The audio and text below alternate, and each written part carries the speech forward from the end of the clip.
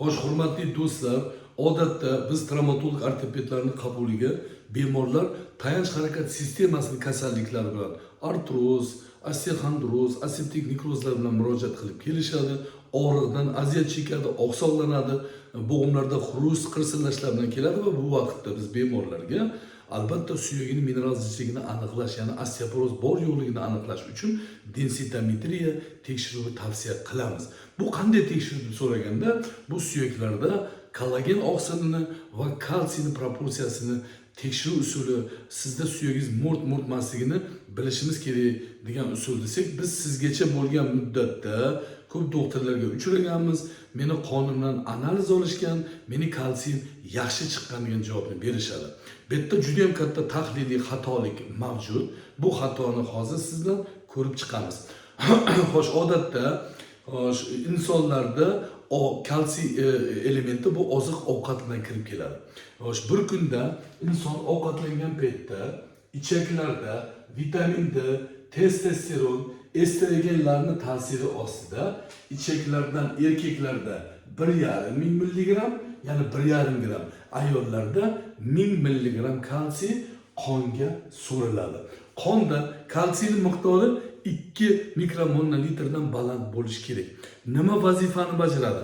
Bu suyaklarni yangilash vazifasini, mustahkamligini ushlash, mushak qisqarishi, yurak mushaklarining faoliyati, nerv o'tkazuvchanlik, qon ivish faktori va boshqa ishlarni amalga oshiradi. Ya'ni bu bir kunda sarflanadigan limit, ya'ni benzin miqdori hisoblanadi organizm uchun. Erkaklarda 1,5 ming milligram, ayollarda 1000 milligram.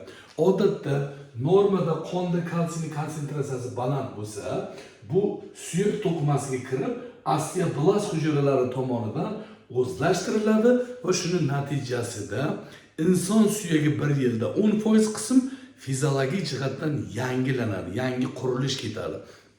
Endi organizmda ma'lum bir faktorlar natijasida vitamin D yetishmasa, testosteron yoki estrogen gormonlari yetishmasligi natijasida ichaklardan kalsiyning so'rilishi kamayib ketadi. Nihoyatda kam holatga keladi va natijada qonda kalsiyning konsentratsiyasi pasayadi va bunda organizmda parad gormon ko'payadi. Organizm signal beradi.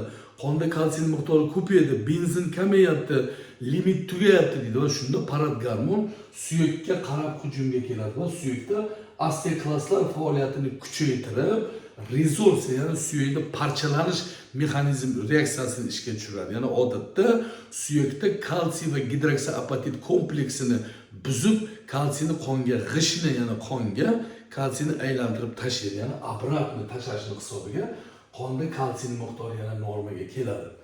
Ayni shu daqiqada bemorlar qonda kalsiyning miqdorini tekshirtiradilar va bunda baland, ya'ni normadan baland yoki normal holatlar yuzaga kelganini ko'rishadi va shifokorlar tomonidan sizda suyagingizda muammo yo'q ekan, mana kalsiylaringiz miqdori yaxshi ekan degan xulosa beriladi. Bu yerda juda ham katta xatolik yuz beradi. Bu joyda aynan bemorlarni suyagining mineral zichligini aniqlash uchun densitometriya qilish kerak bo'ladi va qonda vitamin D miqdorini ko'rish kerak bo'ladi.